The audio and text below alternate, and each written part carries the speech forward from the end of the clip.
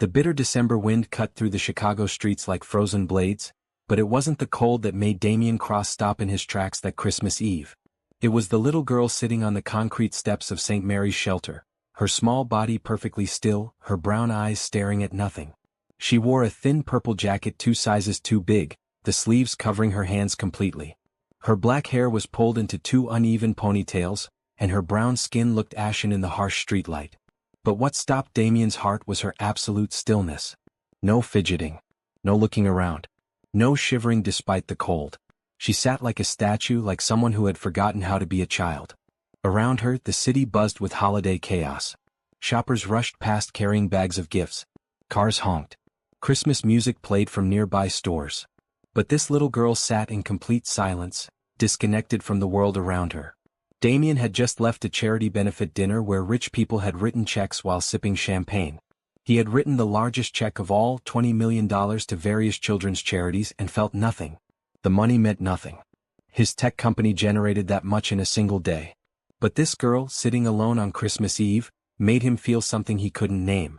He walked closer. She didn't look up. "Hey there," he said softly, crouching down to her level. "Are you okay?" No response. Her eyes didn't even flicker toward him. Damien looked around for a parent, a guardian, anyone. The shelter door was closed. A handwritten sign said they were at capacity and would reopen at 6 in the morning. It was barely 8 in the evening. "Are you waiting for someone?" he asked.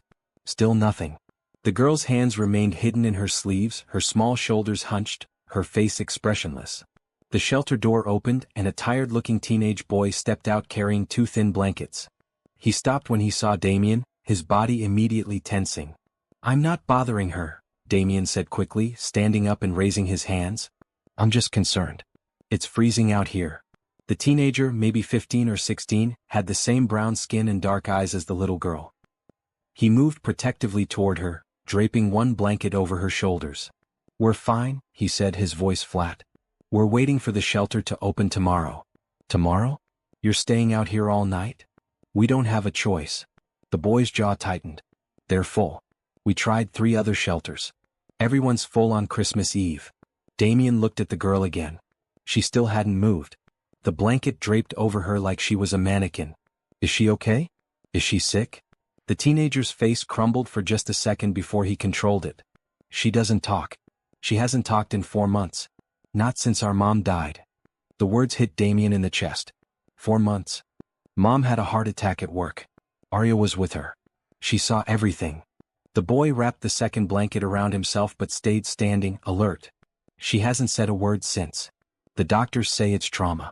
They say she might talk again someday or she might not." Damien looked at the little girl named Arya. 6 years old, maybe 7, sitting silent in a world that had broken her. "What's your name?" he asked the brother. "Julian." "I'm Damien." He pulled out his phone. "Listen, I know you don't know me, but I can help.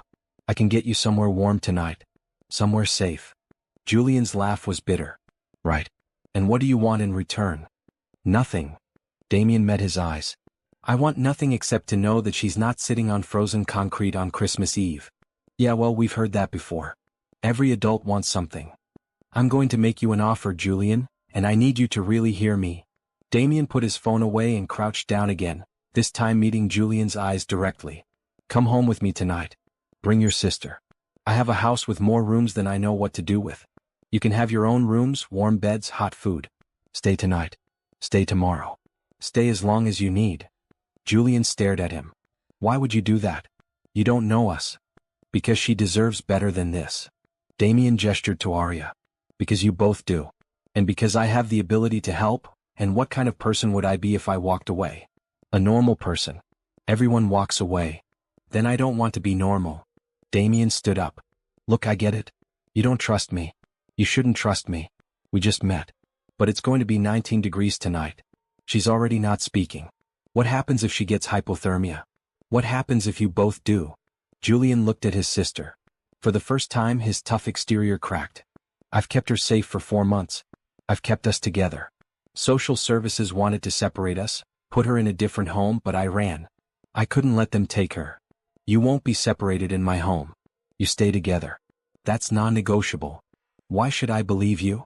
Because you don't have another choice right now and we both know it." Damien's voice was gentle but honest. I'm offering help. Real help. Take it. Please. Julian looked at Arya for a long moment. She still hadn't moved. If you're lying, he said quietly, if you try anything, I'll figure out how to make you pay. Fair enough. Damien pulled out his phone again. My driver is 2 blocks away. He'll be here in 3 minutes. You have a driver? I have a lot of things. Money. Resources. Space. And tonight, you and Arya get to benefit from that. When the black SUV pulled up, Julian hesitated again. But then Arya shivered just once and that decided it. He scooped her up in his arms, blankets and all, and carried her to the car. Damien opened the door and helped them inside. The heat was running, and Julian visibly sagged with relief as warmth surrounded them. Where to, Mr. Cross? The driver asked. Home, Samuel. And can you turn the heat up a bit more? Of course, sir.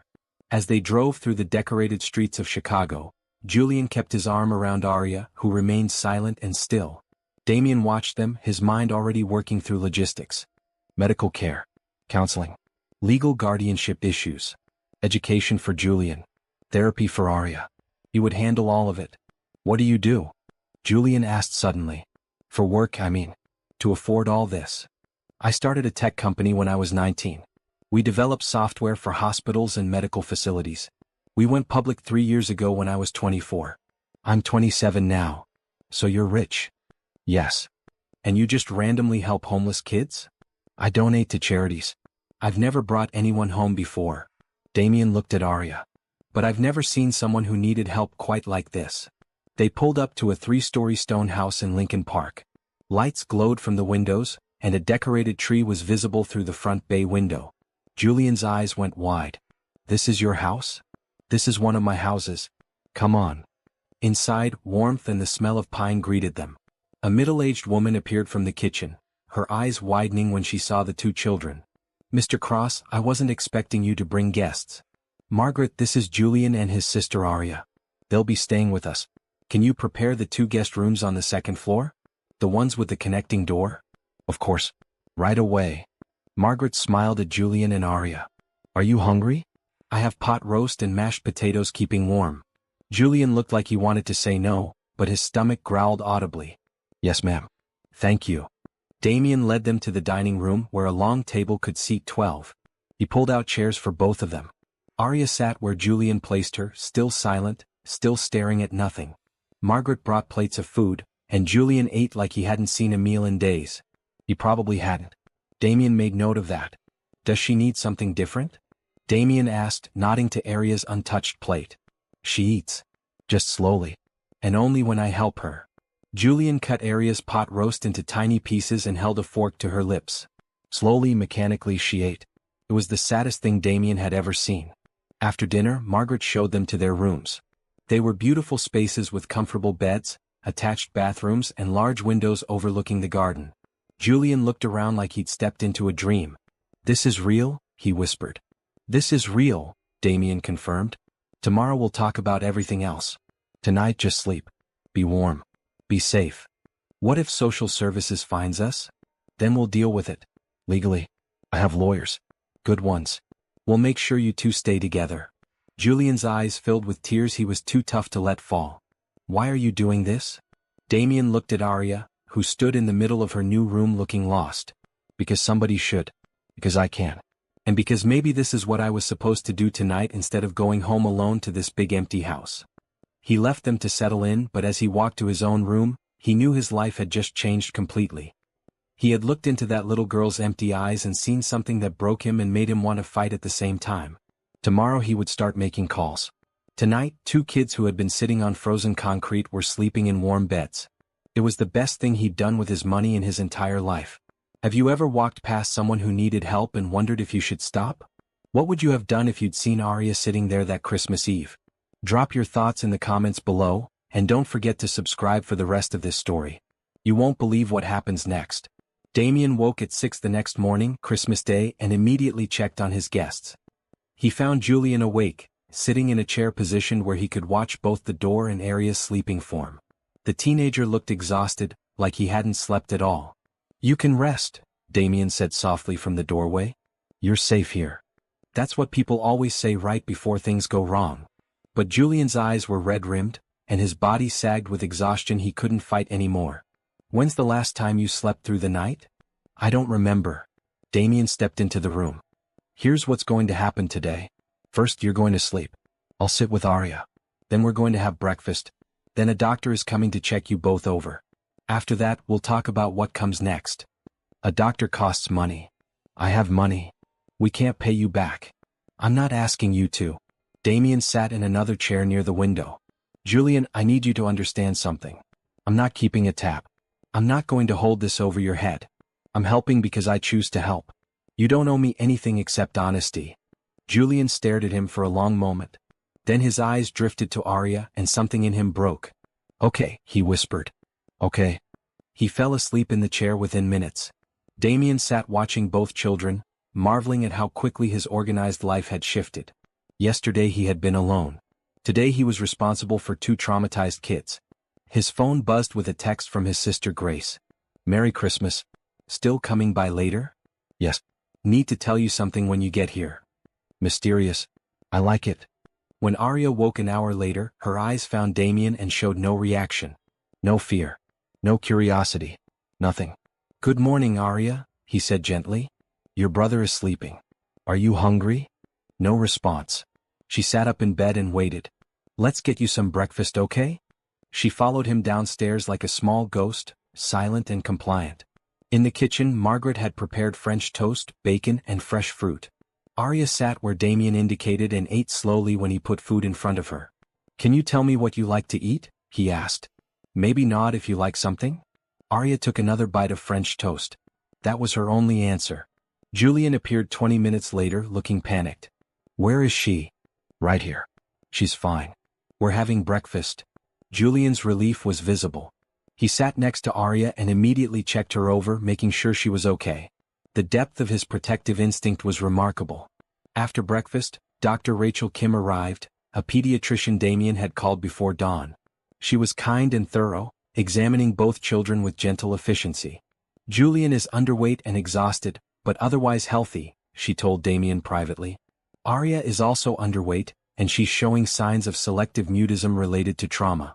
I recommend a child psychologist who specializes in trauma cases. I can give you a referral. Please. Whatever she needs. Mr. Cross, what you're doing is admirable, but are you prepared for the long-term reality? These children need stability, consistency, therapy. It could take months or years for Arya to speak again. It might never happen. Then it might never happen. But she'll be safe and cared for while we wait. Dr. Kim smiled. You're a good man. Here's the referral. Dr. Rebecca Hayes. She's the best. Grace arrived that afternoon, her arms full of presents.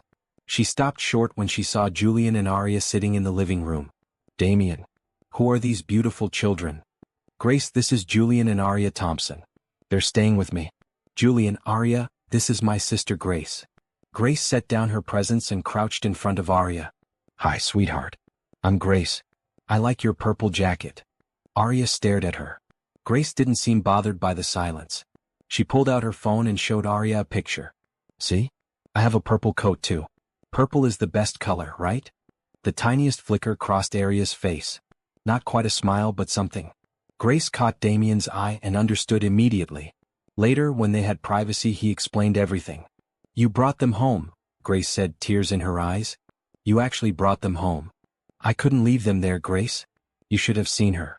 She looked like she'd given up on the world. So what's the plan? I'm going to figure out the legal way to keep them. I'll hire lawyers. Apply for guardianship. Whatever it takes. This is going to change your entire life. I know. Grace hugged him tight. I'm proud of you. Mom and Dad would be proud too. Their parents had died in a car accident 5 years ago, leaving Damien and Grace with a fortune and a deep understanding of loss. Maybe that's why he connected so strongly with these children who had also lost everything. I'm going to help, Grace declared. I work with kids at the Art Therapy Center. Let me try something with Arya.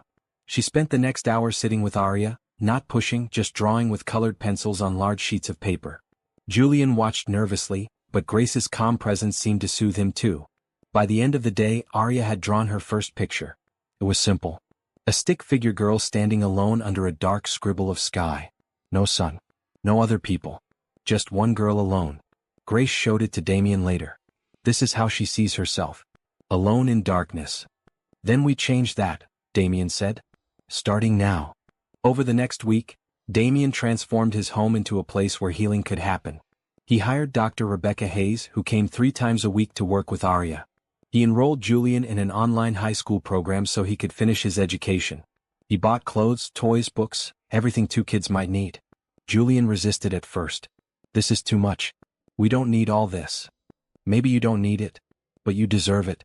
There's a difference. What if social services finds us and takes us away? What if we get used to this and then lose it? Then we fight. I have lawyers working on this already, Julian. I'm applying for emergency guardianship. We're doing this the right way. Why? Why do you care so much? Damien sat down across from the teenager. When I was 18, my parents died. Car accident. Grace was only 14. Suddenly I had all this money, all these responsibilities, and I felt completely alone.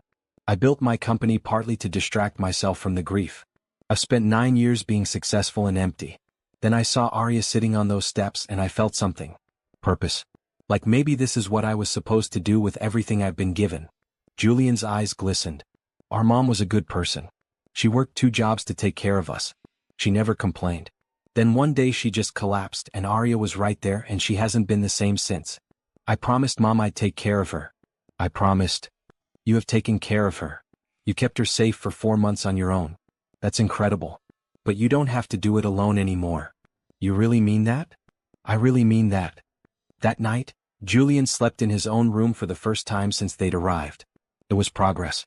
Dr. Hayes worked with Arya using art therapy, play therapy, and gentle conversation even though Arya never responded. After the 2nd week, she met with Damien. Arya's trauma is significant, but she's not gone. She's in there listening, processing. She just needs time and safety. What you're providing matters more than you know. How long until she speaks? I can't promise she ever will. But I've seen breakthroughs happen. Keep doing what you're doing. Stability, routine, love. That's what heals trauma. Grace continued her art sessions with Arya. The picture slowly changed. The stick figure girl gained color.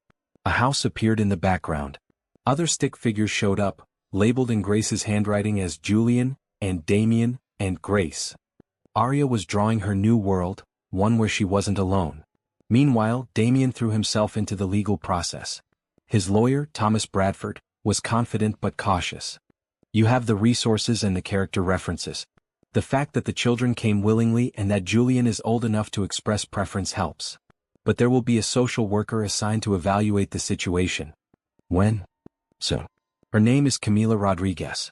She's thorough and fair from what I understand. Be honest with her. Show her the environment you've created. 2 days later, Camila Rodriguez arrived. Damien opened the door to find a woman in her early 30s with dark hair pulled back in a professional bun, wearing a red blazer and black slacks. She carried a tablet and had an expression that said she'd seen everything and believed nothing. Mr. Cross. I'm Camila Rodriguez from the Department of Children and Family Services. I'm here to evaluate the situation with Julian and Arya Thompson. Of course. Come in. Damien stepped aside and Camila entered, her eyes immediately scanning the house. Nice place. Very nice. Thank you. The kids are upstairs with my sister. I can get them if you'd like. In a moment. First, I need to understand your relationship with these children. You're not a relative? No. I met them on Christmas Eve. They were sleeping outside a shelter. And you brought 2 homeless children home. Just like that. Just like that. Camila's eyes narrowed. Mr. Cross, I've been doing this job for 8 years. Rich men don't usually bring homeless children home out of the goodness of their hearts. What's your angle? Damien met her skeptical gaze steadily. No angle. I saw a little girl who had stopped believing in the world and I couldn't walk away. That's convenient. It's true. We'll see. I need to interview the children separately. And I'll be conducting background checks, home inspections and continued monitoring. If I find anything concerning, those children will be removed immediately. I understand. I want what's best for them. Everyone says that. Camila's voice was hard. Then I find out they wanted free labor or government assistance checks or something worse. So forgive me if I'm skeptical of the wealthy savior. Damien felt his temper stir but controlled it. This woman was protecting Julian and Arya. That's what mattered. Do what you need to do. I have nothing to hide. What he didn't expect was how Camila's thorough investigation would lead to something he hadn't planned for. Something that would change everything again. Camila spent 3 hours at the house that first day. She interviewed Julian alone, then Grace, then Margaret. She inspected both children's rooms, the kitchen, the security system, everything. Damien watched her work, admiring her thoroughness even when it frustrated him. When she tried to interview Arya, the little girl simply sat in silence, staring past Camila's shoulder. How long has she been nonverbal? Camila asked. 4 months, according to Julian. Since their mother died. Camila made notes. What mental health support are you providing? Dr. Rebecca Hayes comes 3 times a week. Here's her contact information and credentials. Camila reviewed the information, her expression unchanging. And the brother? Julian is 15. What arrangements have you made for his education? He's enrolled in Lincoln Academy's online high school program. Here's the documentation. He's already completed 2 weeks of coursework. More notes. Camila was impossible to read. What's your long-term plan here, Mr. Cross? Foster care? Adoption? Or is this temporary charity? Guardianship. I want to become their legal guardian. My lawyer is filing the paperwork. Guardianship is a serious commitment. These children have been through trauma. They'll need years of support, therapy, stability. Can you provide that? Yes. You're 27 and single. You run a major company. You travel for business. How exactly do you plan to provide the constant care these children need? Damien had prepared for this question. I'm restructuring my role at the company. My CFO will take over day-to-day operations while I maintain strategic oversight remotely. I'll be home. I'll be present. Whatever they need, I'll provide. Camila studied him for a long moment. You're either genuinely committed or an excellent liar. I haven't decided which yet. Give me time to prove it. That's exactly what I'll be doing. I'll be back next week for another check. In the meantime, the children stay here under temporary emergency placement. If anything changes, if I have any concerns, they'll be removed to traditional foster care. Are we clear? Crystal clear. After Camila left, Julian found Damien in his office. She doesn't trust you. She doesn't trust anyone. That's her job. What if she takes us away? She won't. We're going to show her that this is the best place for you both. Damien closed his laptop. Julian, I need to ask you something. If the court offers me guardianship, do you want that? Do you want to stay here? Julian looked down at his hands. I never let myself want things. Wanting things is how you get hurt. But if you could want it, would you? Yeah, Julian whispered. Yeah, I would. This is the safest I've felt since Mom died. And Arya, she's not better yet, but she's not getting worse. That counts for something. That counts for everything. The next week brought routine. Damien worked from home, taking calls and video meetings while staying available. Grace came daily to do art therapy with Arya. Julian studied hard, determined to prove himself. Dr. Hayes continued her sessions.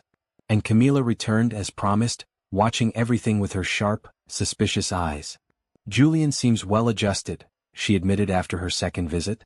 His grades are strong. He speaks positively about the household. And Arya?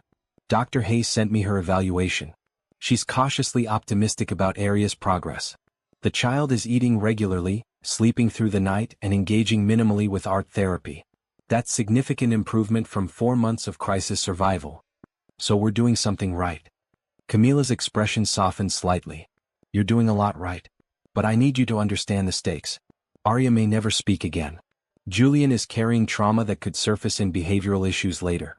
You're signing up for years of difficulty. I understand. Do you? Because foster parents and guardians burn out all the time. They think love is enough, then reality hits and they give up. These kids can't survive another abandonment. I'm not going anywhere. Camila held his gaze and something shifted in her expression. Respect, maybe, or the beginning of trust. We'll see. Over the following weeks, Camila became a regular presence. She came for official check-ins but started staying longer, talking with Julian about school, sitting quietly near Arya during art time. Damien noticed she was good with the kids, patient but not condescending. He also noticed other things. The way she laughed at Julian's jokes. The careful way she documented every positive development. The fact that she had worn the same red blazer 3 times, suggesting maybe she wasn't as put together as she pretended. One afternoon, Damien found her in the kitchen with Margaret, both of them laughing over coffee. I was just telling Camila about the time you tried to make pancakes and set off the smoke alarm, Margaret said, grinning. That was one time. And they were only slightly burned. Camila smiled, and Damien realized it was the first real smile he'd seen from her. It transformed her face, made her look younger, softer.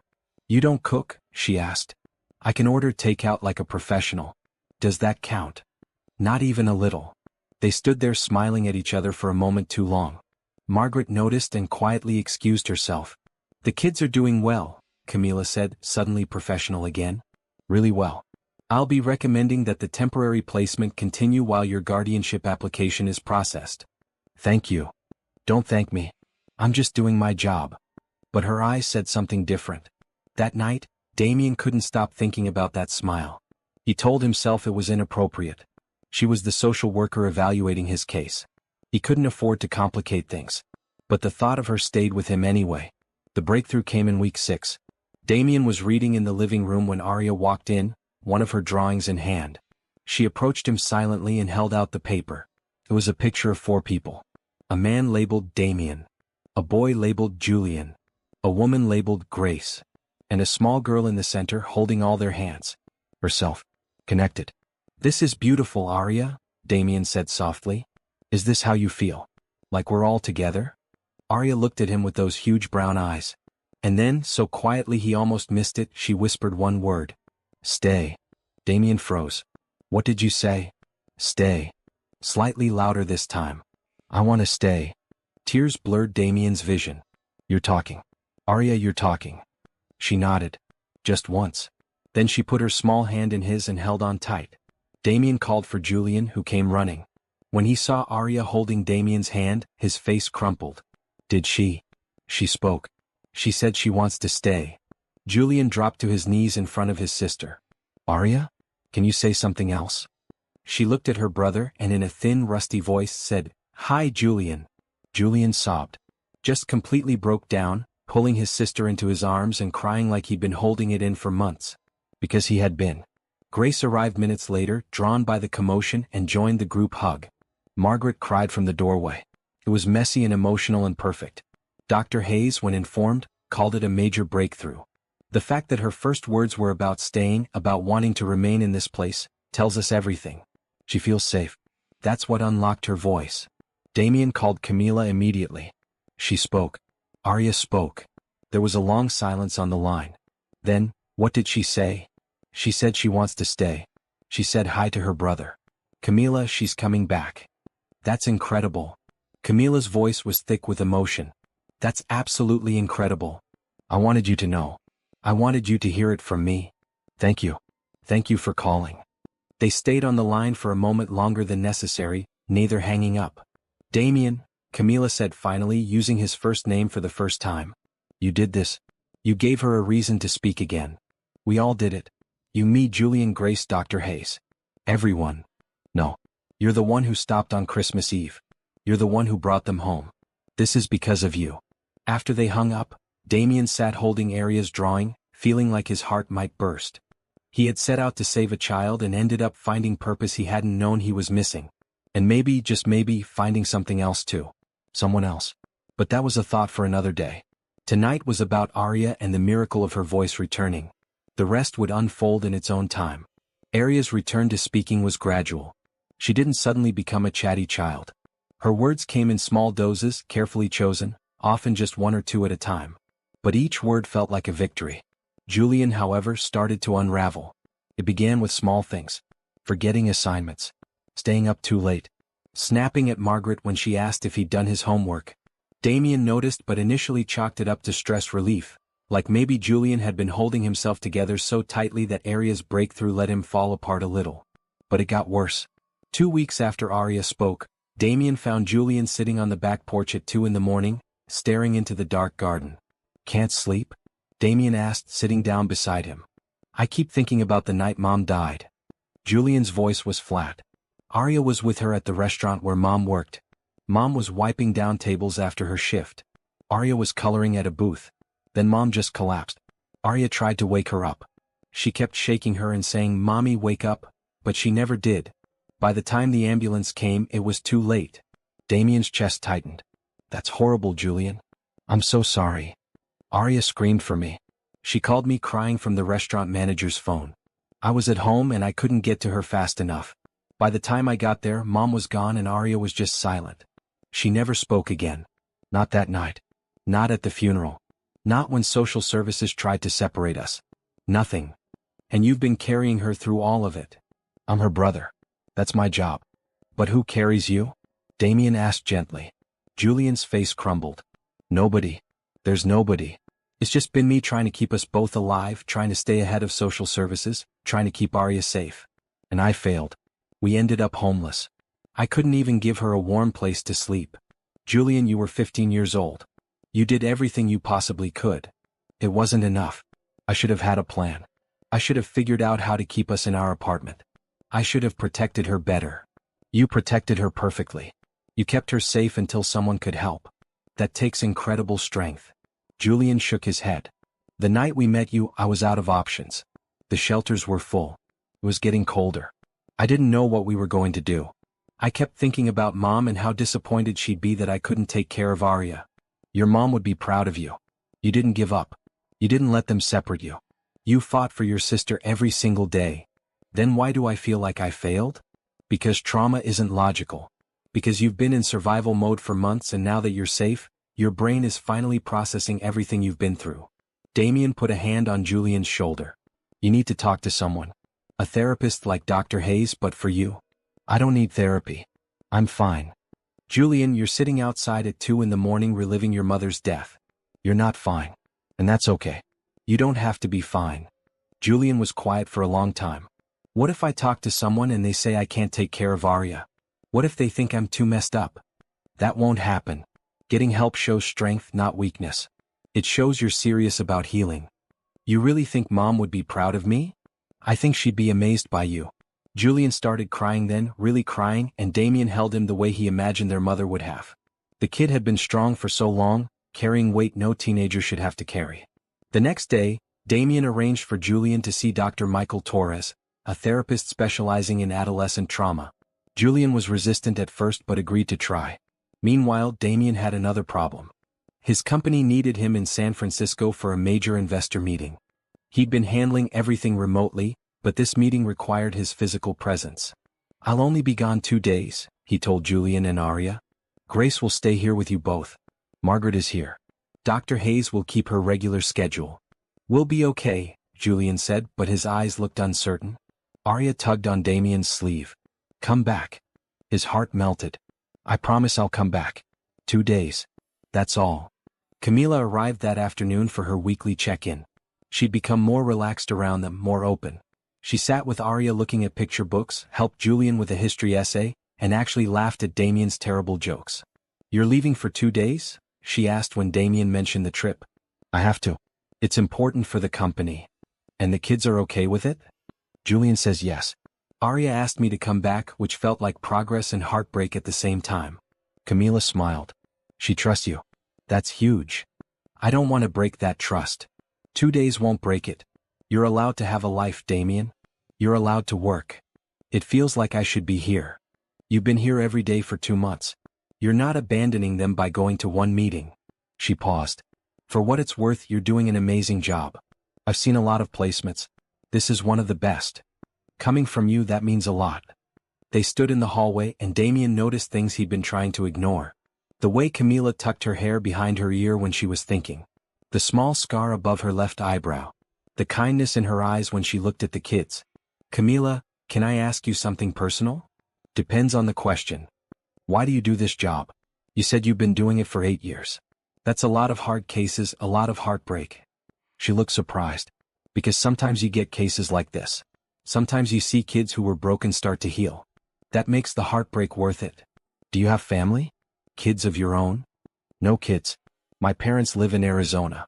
I have a brother in New York. I dated a guy for 3 years, but we wanted different things. He wanted a wife who'd give up her career. I wanted someone who understood that this work matters to me. He sounds like an idiot. Camila laughed. He really was. But that's life, right? We make choices and we live with them. Any regrets? Sometimes. When I go home to an empty apartment after a 14-hour day, I wonder what it would be like to have someone waiting for me. But then I remember why I do this work and it feels worth it. You shouldn't have to choose between meaningful work and meaningful relationships. Says the billionaire who's been single for how long? Touché. Damien smiled. I've been focused on building the company. Relationships felt like distractions. And now I have 2 kids depending on me. Relationships feel even more complicated. Camila met his eyes and something passed between them. An acknowledgement. A possibility. Yeah. Complicated is the right word. Before either could say more, Arya appeared holding a book. Read? Of course, sweetheart.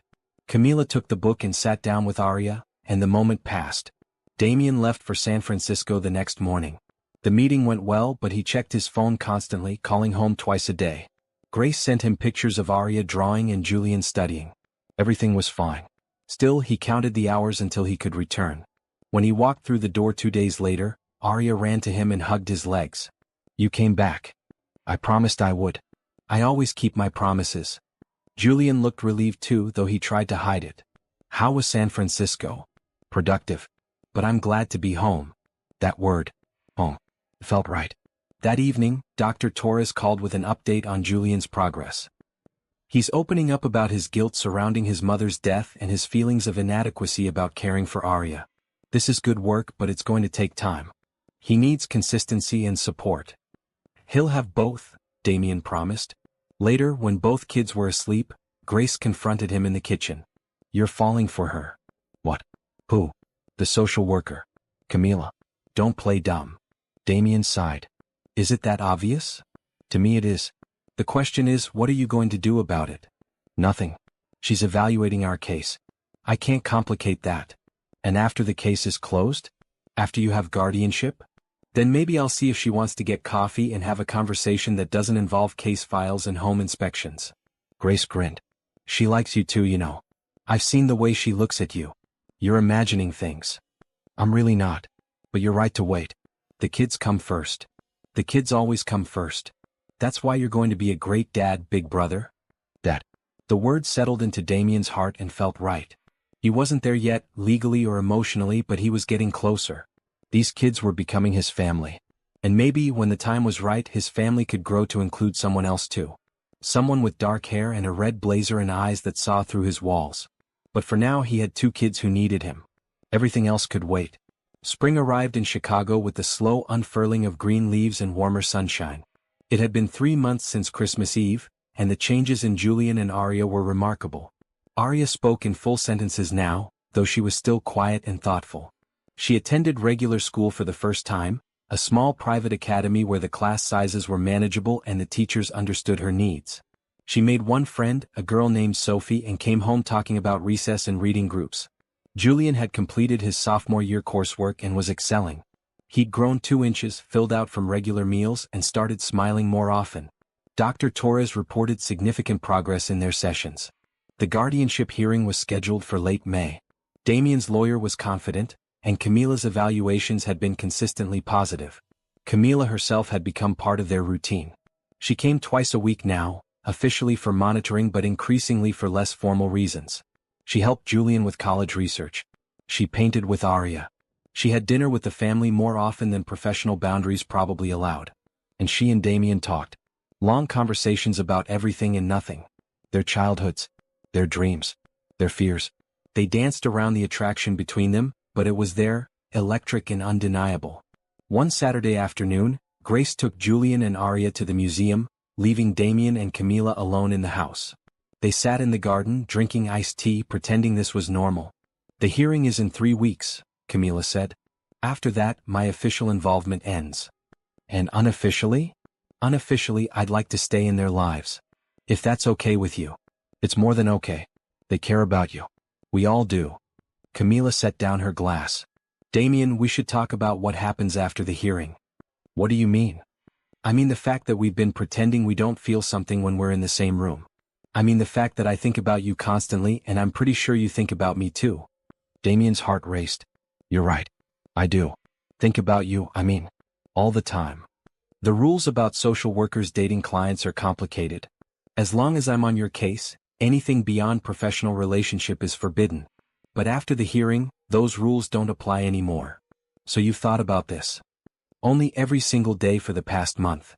Camila smiled. You're a good man, Damien Cross. You're kind and generous, and you've completely changed those kids' lives. And somewhere in all of that, you changed mine too. Camila, Don't say anything yet.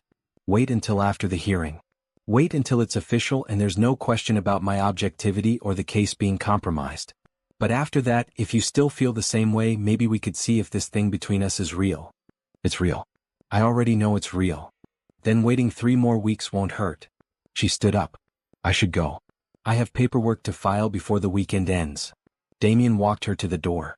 They stood there, close enough to touch, both hesitating. 3 weeks, Camila whispered. 3 weeks, Damien agreed. She left, and Damien stood in the doorway feeling like a teenager with his first crush. At 27, with a billion-dollar company and responsibilities most people couldn't imagine, a social worker with kind eyes and a brilliant smile had reduced him to counting days. He couldn't wait. The next 3 weeks passed in a blur of preparation. The guardianship hearing required extensive documentation, character references, financial statements, home studies, interviews with Julian and Arya. Everything needed to be perfect. Julian was nervous. What if the judge says no? What if they split us up anyway? That won't happen. We have everything documented. Camila's recommendation is strong. My lawyers are the best. We're going to win this. But what if? No what ifs. We're a family. The hearing is just paperwork to make it official. The night before the hearing, Damien couldn't sleep. He found Arya sitting on her bedroom window seat, looking out at the garden. Can't sleep either? He asked softly. She shook her head. I'm scared. Of what, sweetheart? That tomorrow they'll say we have to leave. That this was just pretend. Damien sat beside her. Arya, look at me. This isn't pretend. This is real. You and Julian are staying. Tomorrow the judge is going to make me your legal guardian, and then nobody can take you away. Do you believe me? I want to. Then believe. Have faith. Trust that the world can be good sometimes. Arya leaned against him. You saved us. On Christmas Eve you saved us. No, sweetie. You saved me. I didn't know what I was missing until I met you and Julian. You gave me a family. You gave me a purpose. I should be thanking you. Really? Really? She fell asleep against his shoulder, and Damien carried her to bed, tucking her in gently. This little girl who had been silent and broken was now talking and healing and trusting again. The transformation was miraculous. The hearing took place in a small courtroom with warm wood paneling and afternoon sunlight streaming through high windows.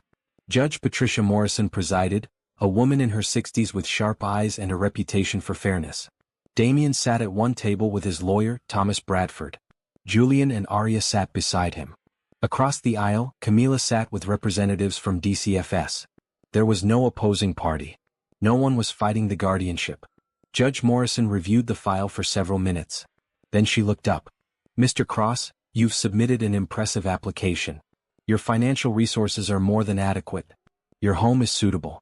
The psychological evaluations show both children thriving in your care. Ms. Rodriguez, your recommendation is unequivocal. I've read your reports and I must say, this is one of the strongest cases I've seen. Thank you, Your Honor, Camila said. However, I want to hear from the children themselves. Judge Morrison looked at Julian. Young man, you're 15 years old enough to understand what's happening here. Do you want Mr. Cross to become your legal guardian? Julian stood up. Yes, Your Honor. More than anything. Why? Because he gave us hope when we had none. Because he kept his promises. Because he didn't just give us food and shelter. He gave us a family. He made us feel like we matter. And what about your education? Your future? He's helping me with that too. I want to go to college. I want to study social work, actually, so I can help other kids like me and Arya. Damien is making that possible. Judge Morrison nodded. Thank you, Julian. She turned to Arya. And you, young lady. You're younger, but I'd like to hear from you too. Are you happy living with Mr. Cross? Arya stood up, her small voice clear in the quiet courtroom. He's my family now. Him and Julian and Grace and everyone. I was sad before. I didn't talk. But now I'm happy. I talk now. And I don't want to leave. You're a brave girl. Thank you. Judge Morrison made notes, her expression thoughtful. The silence stretched. Damien's heart pounded. Finally the judge looked up. Guardianship cases require me to determine what serves the best interests of the children. In this case, that determination is straightforward. Mr. Cross, You've provided exceptional care for Julian and Aria Thompson. You've given them stability, support, and love. You've addressed their trauma with appropriate therapeutic interventions. You've maintained their sibling bond. You've exceeded every expectation. She picked up her gavel. Therefore, I'm granting your petition for permanent legal guardianship of both Julian Thompson and Aria Thompson, effective immediately. Congratulations, Mr. Cross. You're now officially their guardian. The gavel struck. Aria burst into tears and hugged Damien. Julian grabbed them both. They stood there crying and laughing in the middle of the courtroom while everyone else smiled. We're a family, Aria whispered. For real. For real, Damien confirmed, his own eyes wet. Across the courtroom, Camila was crying too, but her smile was radiant. Outside the courthouse, Grace and Margaret were waiting with balloons and flowers. There were hugs and pictures and tears. It was perfect. When things calmed down, Damien found Camila standing apart from the group. 3 weeks are up, he said quietly. They are. So that means we can finally talk about this thing between us. Camila smiled. I suppose it does. Have dinner with me. Tomorrow night. Somewhere nice. Just the two of us. That sounds perfect. They stood there smiling at each other like idiots until Aria tugged Damien's hand. Can we go celebrate? Can we get ice cream? We can get all the ice cream you want, sweetheart. As they walked to the car, Julian fell into step beside Damien. So, you and Camila, huh? Maybe. Is that okay with you? Are you kidding? She's great. And you smile differently when she's around. I do. Yeah. Like you're happy. Really happy. Damien realized Julian was right. He was happy. Genuinely, completely happy in a way he'd never been before. He had a family. He had purpose. And maybe, just maybe, he had the beginning of something real with someone special. Life was good. And it was about to get even better. 2 weeks after the guardianship hearing, on a Tuesday morning that started like any other, everything changed. Damien was making breakfast while Aria practiced reading at the table. Julian was upstairs getting ready for his online classes. The doorbell rang. When Damien opened the door, he found a woman in her late 40s with bleached blonde hair and too much makeup. She wore tight jeans and a purple tank top, and her smile was all teeth and no warmth. Can I help you? Are you Damien Cross? Yes. I'm Patricia Thompson, the children's aunt. I'm here to see Julian and Aria. Damien's blood went cold. I wasn't aware they had an aunt. Well, they do. I'm their mother's sister. And I heard through the grapevine that some rich man took them in. Figured it was time I stepped up and did my family duty. Everything about this woman screamed trouble. The children are settled here. I'm their legal guardian. So I heard. Must be nice playing savior. But blood is blood, Mr. Cross. They belong with family. I am their family. Patricia's smile sharpened. We'll see what the courts think about that. I'm contesting your guardianship. My lawyer will be in touch. She left before Damien could respond. He stood in the doorway, his mind racing. This couldn't be happening. Not now. Not when everything was finally stable. Julian appeared at the top of the stairs. Who was that? No one important. Just someone who had the wrong address. But Julian's face said he knew it was a lie. Damien called Thomas Bradford immediately. The lawyer listened to the details and sighed heavily. This is going to be complicated. If she's really their aunt and can prove a biological relationship, she has legal standing to contest the guardianship. But she's never been in their lives. Where was she when they were homeless? That's what we'll argue. But we need to be prepared for a fight. Can you find out anything about her? Any history that might disqualify her? I'll hire an investigator. Do it quickly. If she files a petition to contest, we'll have a court date within a month. Damien hung up and immediately called Camila. They'd had 3 wonderful dates since the hearing. Dinners, long walks, conversations that stretched late into the night. They were taking things slow, mindful of the kids, but the connection was undeniable. Now he needed her professional expertise. An aunt? Camila sounded alarmed. Julian and Aria never mentioned an aunt. Maybe they don't know her. Maybe she wasn't around. Or maybe there's a reason they never mentioned her. Let me make some calls. I'll see what I can find in the system. By that evening they had answers. Patricia Thompson had a history. A long one. 3 arrests for fraud, Camila reported, her voice tight. 2 restraining orders from previous boyfriends.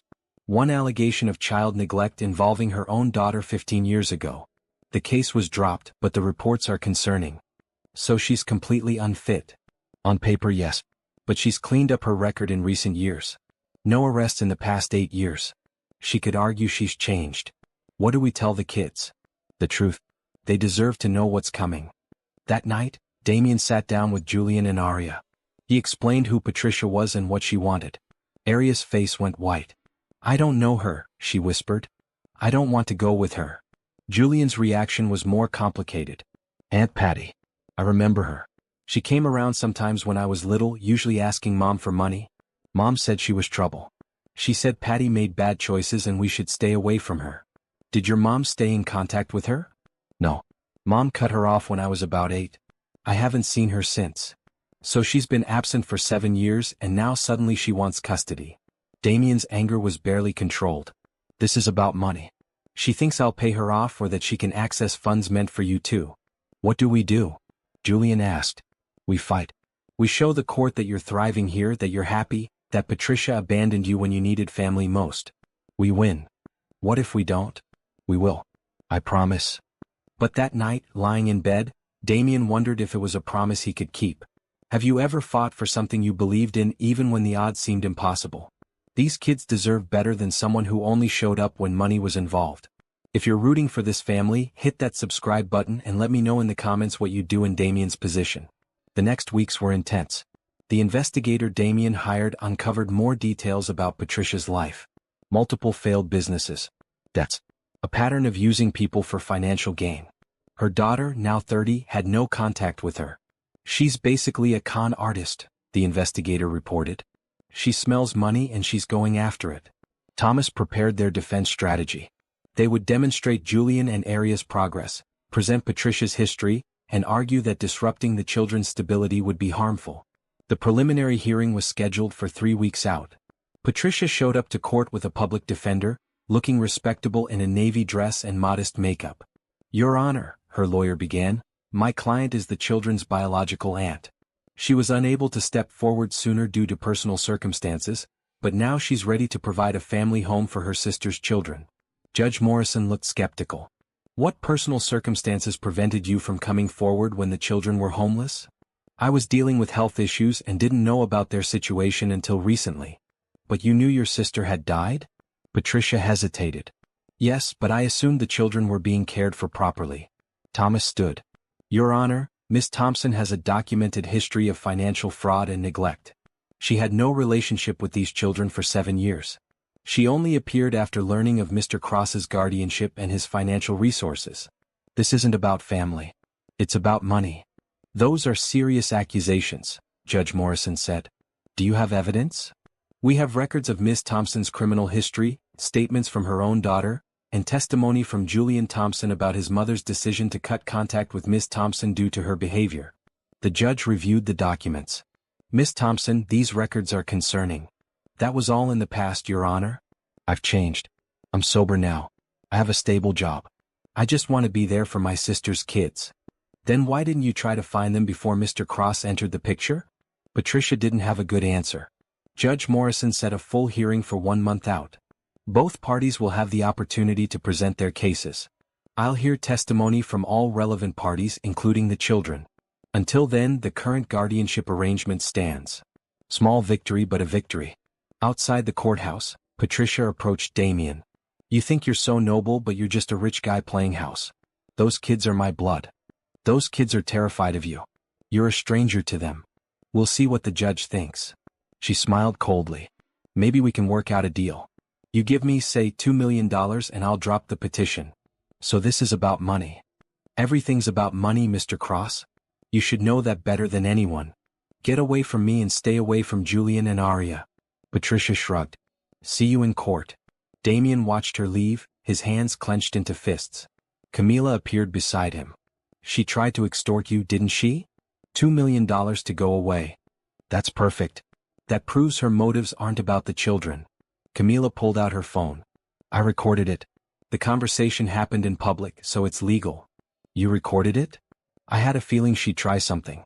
Now we have proof she's motivated by money, not family concern. Damien wanted to kiss her right there in front of the courthouse. Instead, he grabbed her hand and squeezed. Thank you. We're going to win this. Those kids aren't going anywhere. But the battle was far from over.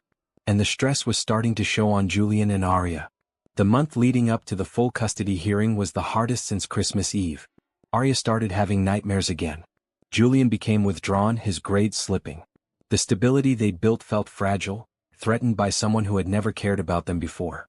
Damien tried to maintain normalcy. Grace increased her visits. Dr. Hayes added extra sessions. Camila came by daily, sometimes just to sit with the kids, sometimes to help Damien prepare for court. She had become essential to all of them. Not just as a support in the legal battle but as part of their family. Arya asked for her when she was scared. Julian talked to her about his worries. And Damien found himself falling harder for her with each passing day. One evening, after the kids were in bed, Camila and Damien sat in the garden watching the stars. "I'm scared," Damien admitted. "I'm terrified the judge will decide blood matters more than love. It won't come to that. We have everything documented. Patricia's extortion attempt. Her history. The kids' progress. Your commitment. Judge Morrison isn't going to ignore all of that. But what if she does? What if I lose them?"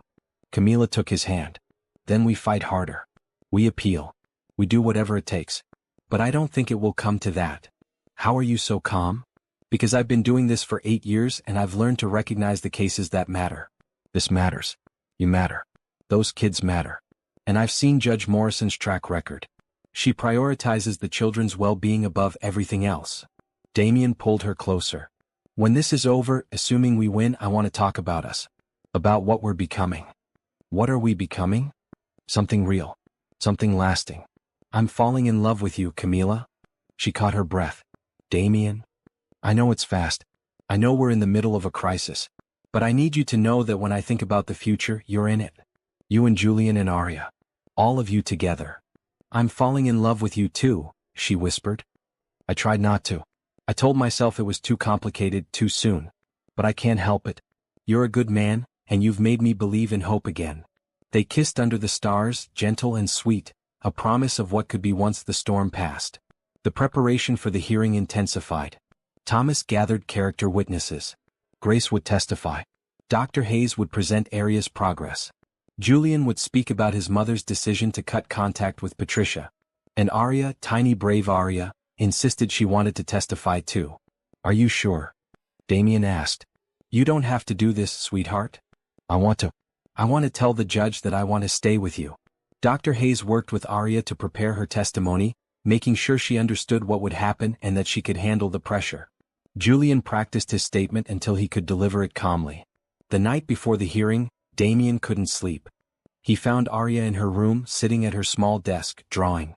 "What are you making?" he asked. She held up the picture. It showed 5 people holding hands in a circle. Damien, Julian, Arya, Camila, and Grace. They were all smiling, standing in front of a house with flowers and sunshine. "This is us," Arya said. "This is our family. It's beautiful. I want to show it to the judge tomorrow. So she knows we're happy." "I think that's a wonderful idea." Arya looked at him with those huge brown eyes. "You won't let her take us, right? The scary aunt." "I will do everything in my power to keep you safe. I promise." "Good. Because I love you, Damien. You're like my dad now." Damien's vision blurred with tears. "I love you too, Arya. So much." The hearing took place in the same courtroom as before. This time it was packed. Grace sat in the front row. Dr. Hayes waited to be called. Camila sat with the DCFS representatives, her professional mask in place even though Damien knew she was just as nervous as he was. Patricia and her lawyer sat across the aisle. She dressed conservatively again, playing the part of concerned family member. Judge Morrison called the court to order. "We're here to consider Patricia Thompson's petition to contest the guardianship of Julian and Arya Thompson. Miss Thompson, your lawyer may present your case." Patricia's public defender stood. "Your Honor, my client is the biological aunt of Julian and Arya Thompson. She's family. She's reformed her past mistakes and is now in a position to provide a stable home. She's asking for the chance to care for her sister's children. Mr. Bradford, your response?" Thomas stood, commanding and confident. "Your Honor, Miss Thompson had 7 years to be part of these children's lives and chose not to. She appeared only after learning of Mr. Cross's wealth and guardianship. She has attempted to extort money from Mr. Cross in exchange for dropping this petition. We have a recording of that conversation which we'd like to present as evidence." Judge Morrison's eyebrows rose. "You have a recording?" "Yes, Your Honor. Ms. Rodriguez from DCFS recorded Ms. Thompson's extortion attempt in a public space. The recording played in the quiet courtroom. Patricia's voice, clear as day, asking for $2 million to drop the petition. Everything's about money, Mr. Cross. The judge's expression hardened. Ms. Thompson, did you attempt to extort Mr. Cross? Patricia's lawyer whispered frantically to her. Your Honor, my client was merely discussing a settlement. That's not what I asked. Ms. Thompson, answer the question. Patricia's face was red. I just thought if he's so rich maybe he could help family out. By demanding $2 million to abandon your petition for custody? That's not family concern. That's extortion. Judge Morrison made notes. Continue, Mr. Bradford. Thomas called Grace first. She testified about the children's transformation, their happiness, their stability. Then Dr. Hayes spoke about Aria's remarkable progress from nonverbal trauma survivor to thriving child. Then it was Julian's turn. He walked to the witness stand with his shoulders straight, looking older than 15. He was sworn in and took his seat. Julian, Thomas began gently, can you tell the court about your relationship with Patricia Thompson? I remember her from when I was little. She came around sometimes, usually drunk or high, asking my mom for money. Mom would give her some sometimes, but it was always a fight. Aunt Patty would promise to pay it back and never did. When I was 8, she stole money from Mom's purse. That's when Mom cut her off completely. She told me Aunt Patty wasn't safe to be around. Did you have any contact with her after that? No. She never called on birthdays. Never showed up for holidays. Never checked on us when Mom died. I didn't even know she knew about Mom's death until she showed up at Mr. Cross's house. How do you feel about her petition for custody? Julian looked directly at Patricia. I think she wants money. I don't think she cares about me or Aria. She never has. And Mr. Cross? How do you feel about him? Julian's voice steadied. He saved us. He gave us hope when we had nothing. He kept us together when everyone else wanted to separate us. He's been more of a father to me in 4 months than anyone else in my whole life. I don't want to leave him. He's my family. Thank you, Julian. Patricia's lawyer tried to shake Julian's testimony but couldn't. The kid was rock solid. Then it was Aria's turn. She looked so small walking to the witness stand, but she held her head high. She carried her drawing with her. Judge Morrison smiled gently at her. Hello, Aria. You don't have to be nervous, okay? I just want to ask you a few questions. Okay. Do you know who Patricia Thompson is? She says she's my aunt, but I don't know her. I never met her before she came to our house. How did you feel when she came? Scared. She looked mean. And Julian looked scared too. Are you happy living with Mr. Cross? Aria nodded vigorously. Yes. He takes care of us. He's nice. He reads to me at night and helps Julian with school and makes sure we're safe. I was sad before, but now I'm happy. I heard you made a picture. Can I see it? Aria held up her drawing. This is our family. Me and Julian and Damien and Grace and Camila. We're all together and happy. Judge Morrison studied the picture. Who is Camila? She's Damien's girlfriend. She's nice too. She helps us and makes Damien smile. Damien glanced at Camila, who was blushing. They hadn't officially labeled their relationship, but apparently, Aria had decided for them.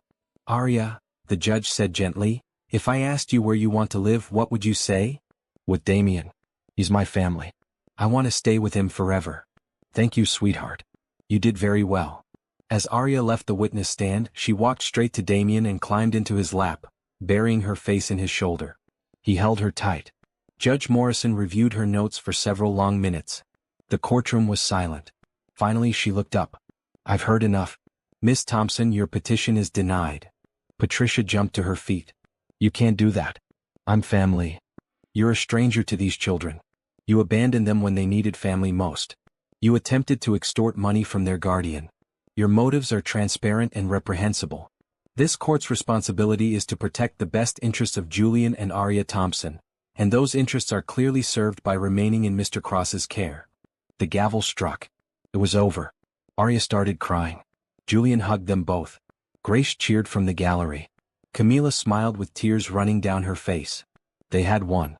Patricia stormed out of the courtroom, her lawyer trailing behind her. Damien didn't care.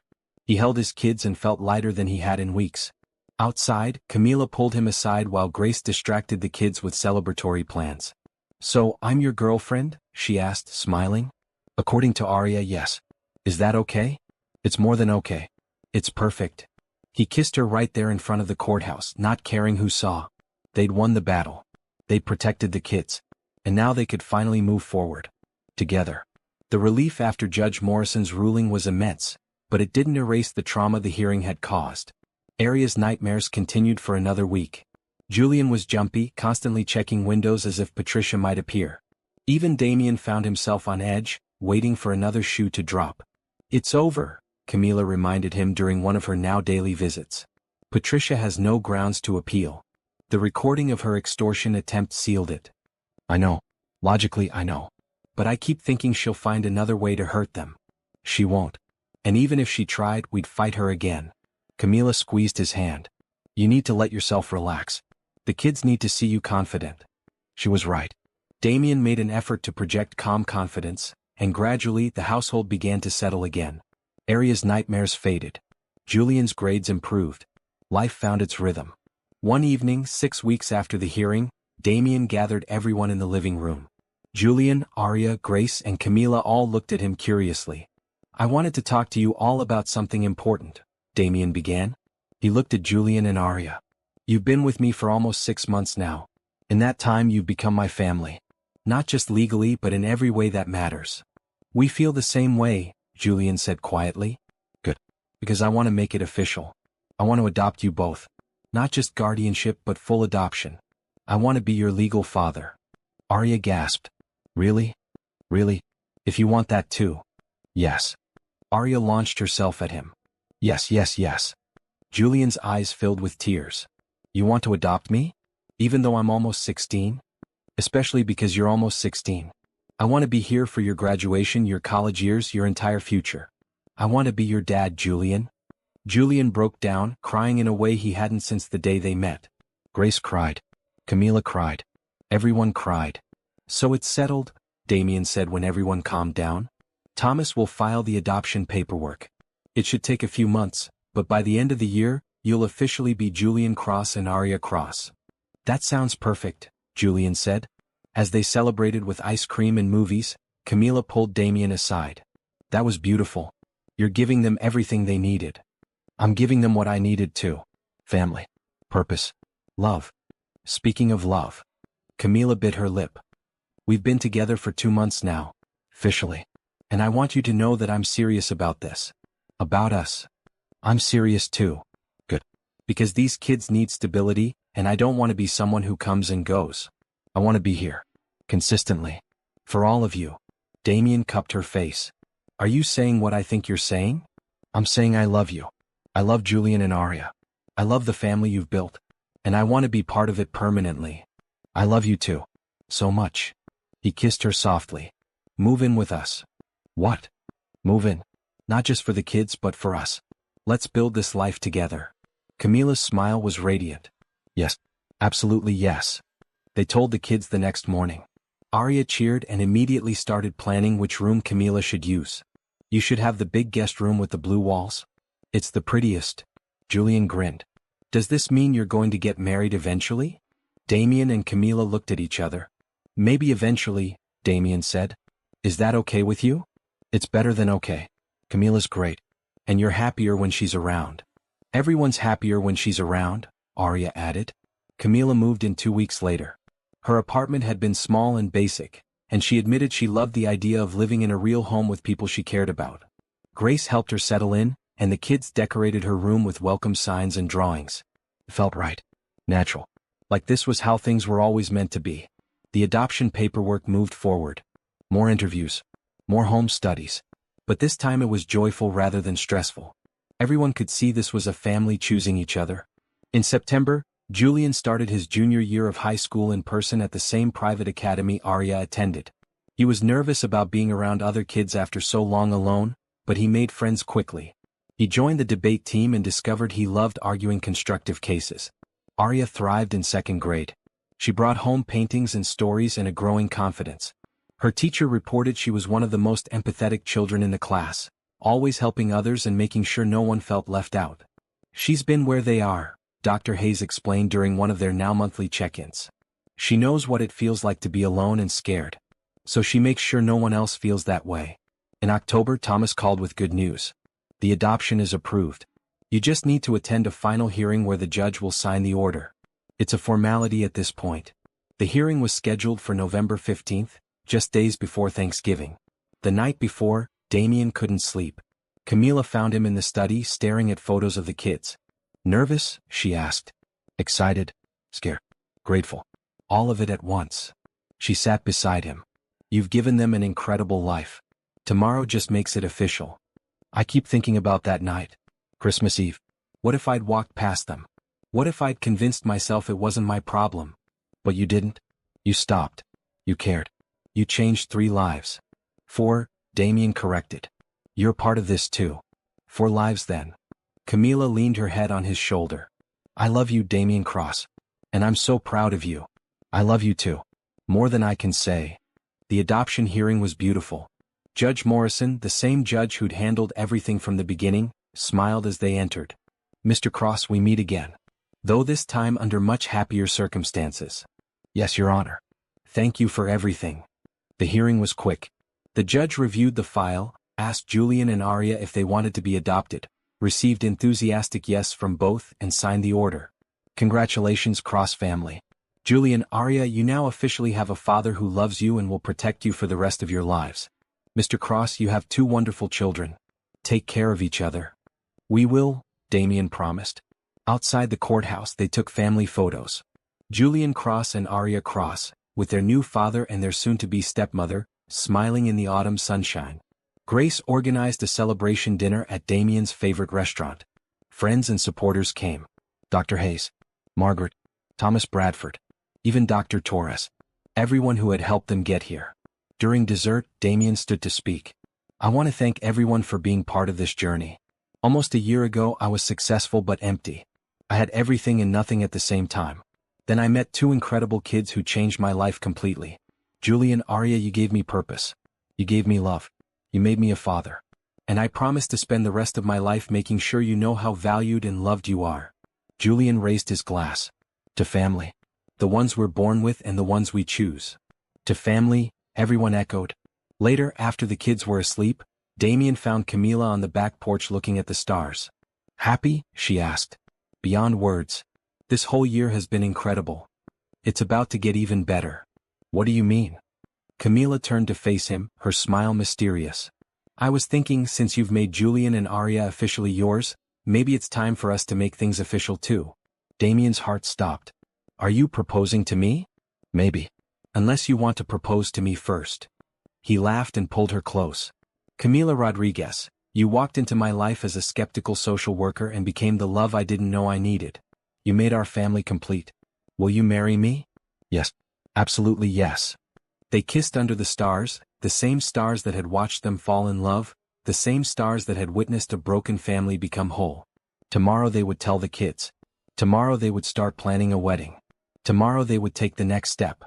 But tonight, they just held each other and felt grateful for second chances, for love found in unexpected places, and for the family they'd built together. December arrived with snow and celebration. The house sparkled with decorations. Arya insisted on putting up 3 Christmas trees. One in the living room, one in the playroom, and one in her bedroom. Julian pretended to be too cool for decorations but was caught hanging ornaments when he thought no one was looking. It was exactly 1 year since that Christmas Eve when everything changed. Damien stood in the same spot where he'd first seen Arya, the shelter now decorated with wreaths and lights. He'd donated heavily to St. Mary's this year, ensuring they expanded capacity so no child would be turned away on Christmas Eve. Thinking about that night? Camila asked, appearing beside him. Always.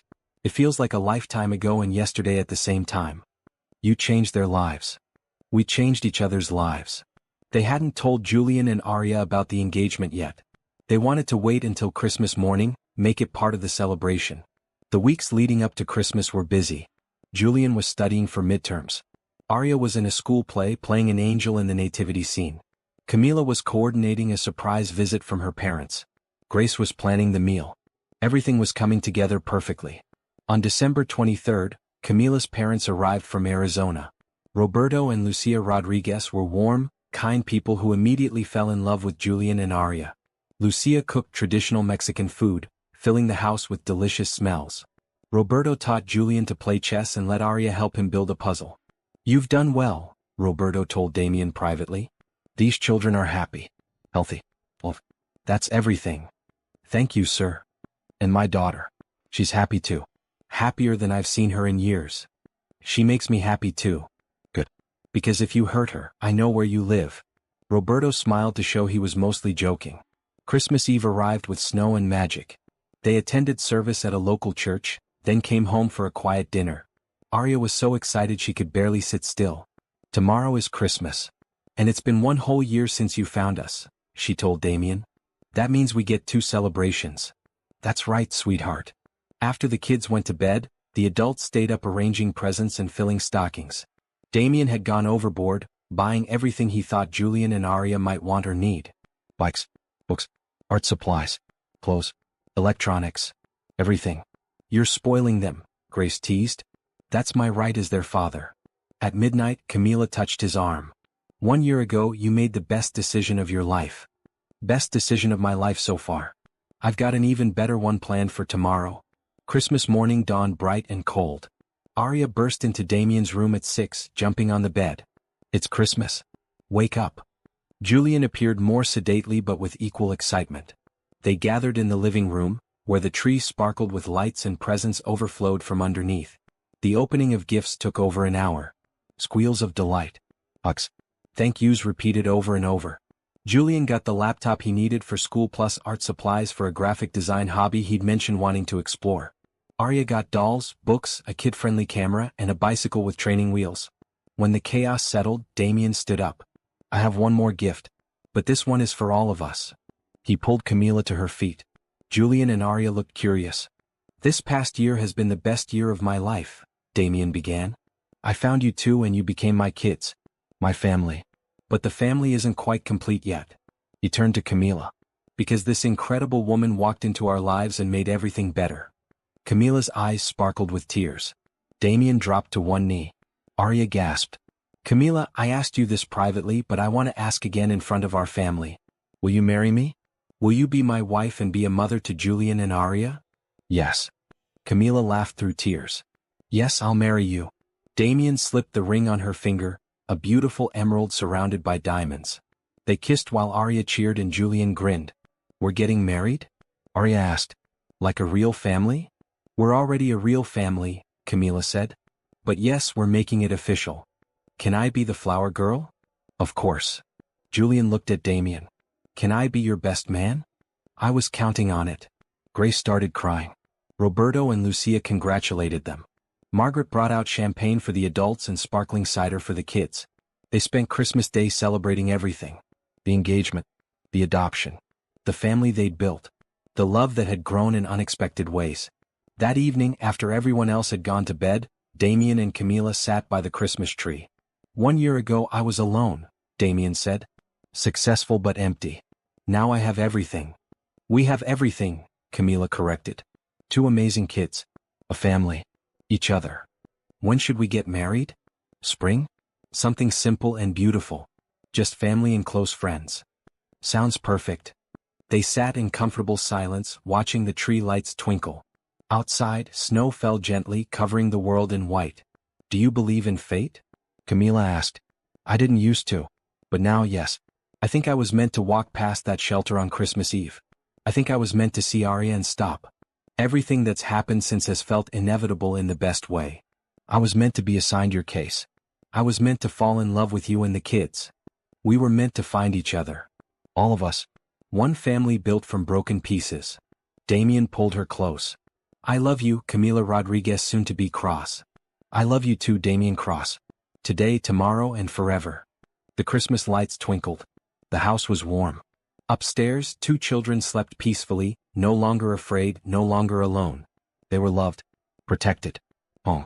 It was the most perfect Christmas either Damien or Camila had ever known. And it was only the beginning.